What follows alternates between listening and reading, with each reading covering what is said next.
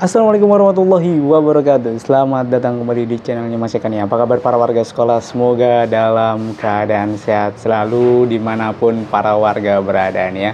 Oke, di video kali ini Mas Eka masih akan berbagi informasi seputaran tentang Kartu Jakarta Pintar atau KJP nih ya. Dimana ini sudah mau habis bulan November Mas Eka, tapi sampai dengan saat ini masih belum keluar juga KJP-nya. Nah, ini kenapa sih sampai masih belum keluar juga? Ada kendala apa gitu ya?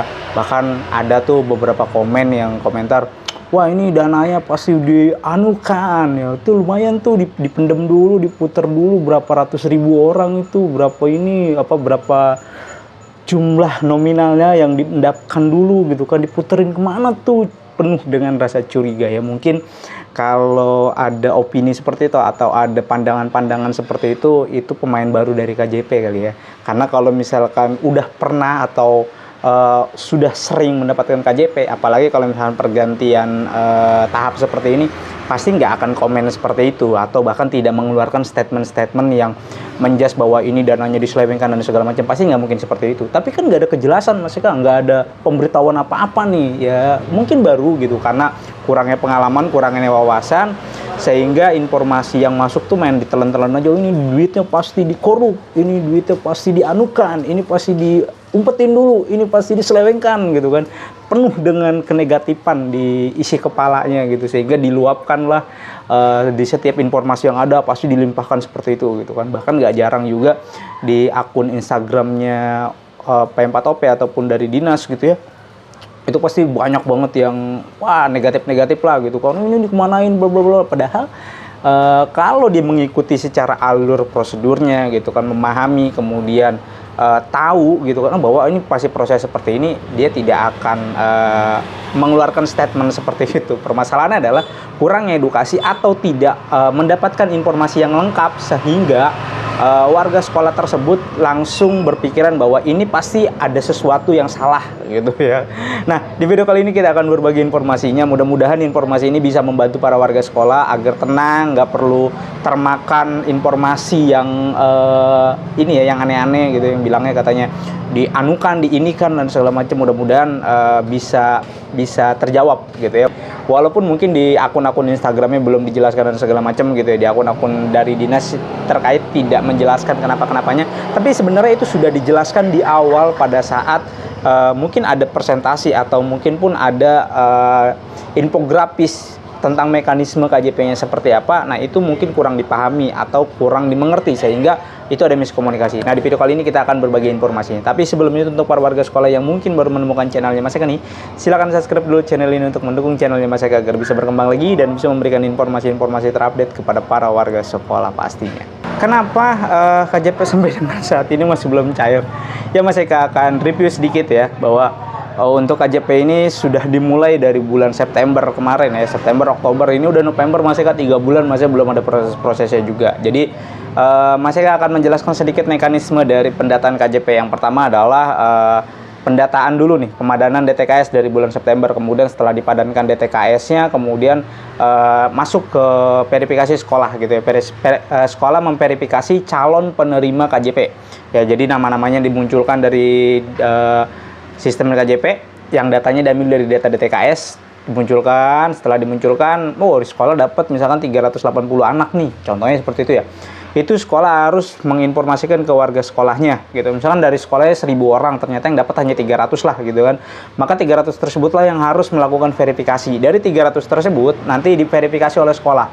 Yang memenuhi syaratnya, yang memenuhi kriterianya, yang memenuhi kelengkapan berkasnya, maka lanjut ke verifikasi kepala sekolah.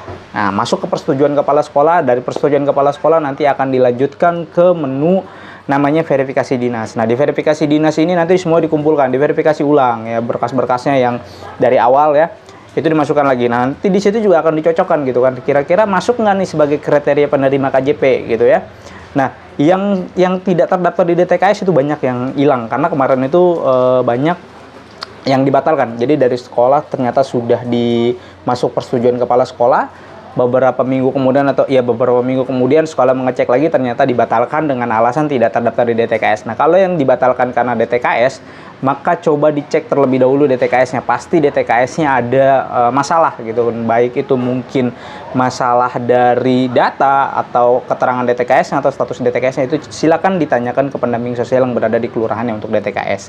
Nah, jadi dari situ aja memakan waktu lumayan gitu. Karena waktu verifikasi aja gitu ya. Waktu verifikasi yang dijadwalkan hanya beberapa 2 minggu kalau tidak salah, paling lama 2 minggu, itu molor gitu kan sampai 1 bulan gitu kan. Karena jadwal dengan prakteknya di lapangan itu sangat berbeda gitu kan. Bahkan di sekolahan gitu ya, teman-teman yang berada di sekolah itu harus sering-sering ngecek sistem KJP yang ada di sekolahnya. Sebab apa? Selalu ada penambahan-penambahan yang bahkan kemarin menjelang penutupan itu injury time banget, di ujung banget gitu kan, tinggal beberapa hari lagi, 2 atau 3 hari lagi itu nambah dari DTKS gitu kan, ya mau tidak mau harus diverifikasi lagi. Nah, dari situ aja memakan waktu lagi kan, panjang lagi, sampai benar-benar semuanya masuk ke dalam verifikasi dinas, kemudian nanti dinas memverifikasinya ulang ya, setelah dirasa cukup gitu ya, dirasa cukup memenuhi kriterianya dari verifikasi dinas tersebut, baru nanti namanya persetujuan kepala dinas. Nah, setelah persetujuan kepala dinas ini, ada satu langkah lagi atau ada satu tahapan lagi, yaitu persetujuan dari gubernur atau PJ gubernurnya. Nah, ini pengajuannya kan nggak gampang gitu kan, nggak cepet gitu kan. Walaupun misalkan deadline-nya kemarin di bulan Oktober sudah selesai semua verifikasi dinas, sudah beres semua, atau di awal November sudah beres semua gitu kan. Nah, pengajuan dari persetujuan ke gubernur ini kan butuh proses, butuh namanya tahapan-tahapan gitu ya, nggak cepet gitu. Nah, ini banyak yang warga sekolah tuh nggak tahu, wah kenapa kok udah masuk verifikasi dinas, udah persetujuan kepala dinas, sampai dengan saat ini belum juga dicairkan. Bahkan setelah persetujuan gubernur pun itu masih ada mekanisme berikutnya lagi ya.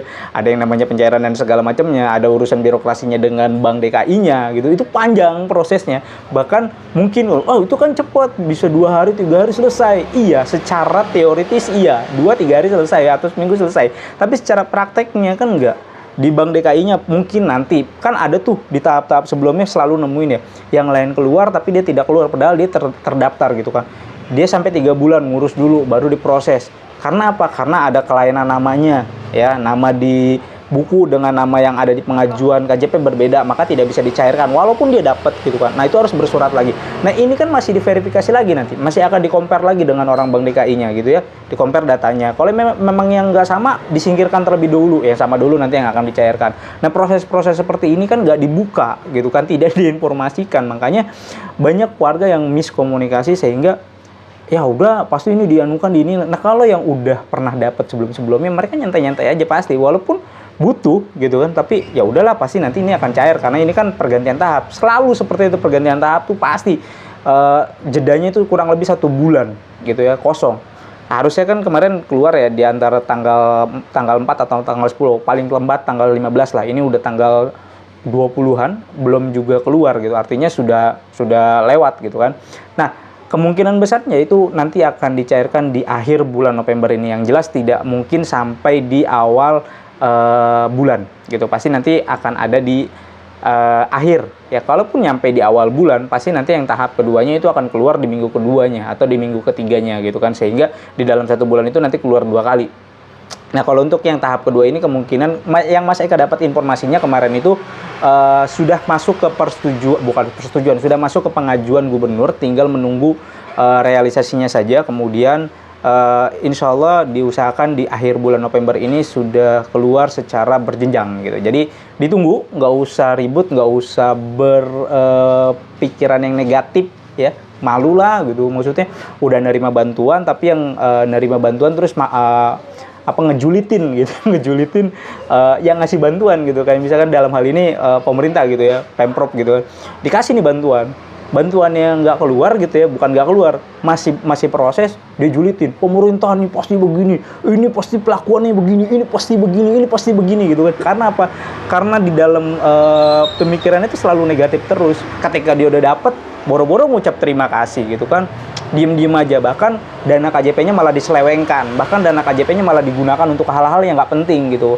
Kemudian belajarnya malah menurun gitu kan. Ketika dapat tuh harusnya kalau misalkan di awal telat nih kan, telat sedikit dia komplain, ya harusnya kalau misalkan sudah menerima boleh dong pemerintah komplain juga, atau kita nih gitu kan di sekolahan komplain juga dong gitu, nih udah dapet nih, ayo dong prestasinya mana gitu kan, ayo dong katanya udah dibantu nih kan, semangat belajarnya harus tambah lagi dong, jangan udah dibantu tapi semangat belajarnya turun, malah ikut tawuran, malah obat-obatan, ngerokok, ngebully, kemudian masuk sekolahnya amburadul, orang tuanya nggak peduli gitu kan, warga sekolahnya juga gitu. Jadi udah dibantu malah nggak bersyukur gitu kan, udah mah paling kencang ininya apa suaranya gitu kan, tapi pembuktiannya nihil gitu kan kalau udah dapet.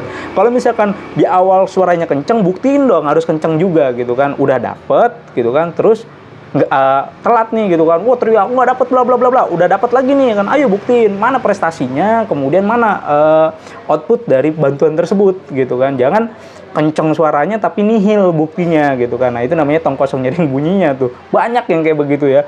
Mudah-mudahan nih sedikit-sedikit hilang lah. Udah banyak juga warga sekolah yang ya udah ntar juga waktunya keluar gitu kan, tidak terlalu menggantungkan pada bantuan tersebut gitu kan. Iya butuh, tapi jangan apa sih, jangan jadi satu keharusan gitu, jadi kayak gaji gitu kan, telat dikit ngomel-ngomel gitu kan. Ini banyak yang kayak begini, namanya juga bantuan gitu, prosedurnya tuh di belakang ini para warga sekolah yang nggak tahu itu ini panjang gitu. Jangan menganggap ini kan tinggal di data terus selesai, enggak semudah itu. Di situ ada birokrasi, di situ ada regulasinya yang harus dilalui oleh teman-teman. Jadi tolong gitu ya untuk para warga sekolah, nggak usahlah terlalu lebay gitu kan, ini dikorup. Iya mungkin ada oknum-oknum yang dulu seperti itu, bansos pernah seperti gitu kan. Insya Allah enggak di DKI ya, mudah-mudahan enggak gitu kan. Ya paling enggak tepat sasaran dan segala macam itu masih di dalam perbaikan. Tapi kalau sampai duit dana KJP-nya di apa-apain ya enggak lah gitu kan. Ini masih ada prosedur yang harus dilalui gitu ya. Tinggal ditunggu saja, sabar, nggak usah maki-maki, nggak usah marah-marah sama penyelenggara bantuan ini gitu kan. Terus juga ya udah dinikmatin aja gitu. Pasti setiap tahap pasti nanti akan seperti ini. Setiap pergantian tahap pasti akan ada jeda ya. Jadi yang biasanya keluarnya mungkin tanggal 10, tanggal 4 gitu kan, pasti nanti akan ada jeda, telat 1 minggu atau 2 minggu dari biasanya. Itu sudah biasa karena ada regulasi yang harus dilalui dan ada peraturan yang harus memang dilewati gitu. Tidak segampang yang para warga sekolah bayangkan. Jadi seperti itu, kapan KJP-nya keluar tinggal ditunggu, insya Allah akhir November ini untuk yang tahap kedua ya. Untuk yang tidak keterima ya berarti silakan perbaiki DTKS-nya, kemudian nanti dicoba lagi di tahap ke-1 tahun 2024 yang insya Allah nanti sekitaran di bulan Februari ya, Februari-Maret itu mulai lagi untuk tahap 1 tahun 2023-nya. Mekanismenya bagaimana nanti kita akan informasikan lagi. Oke, mungkin itu aja informasi yang bisa Mas Eka sampaikan. Mudah-mudahan informasi ini bisa bermanfaat. Mas Eka undur diri, sampai jumpa di konten berikutnya. Wassalamualaikum warahmatullahi wabarakatuh.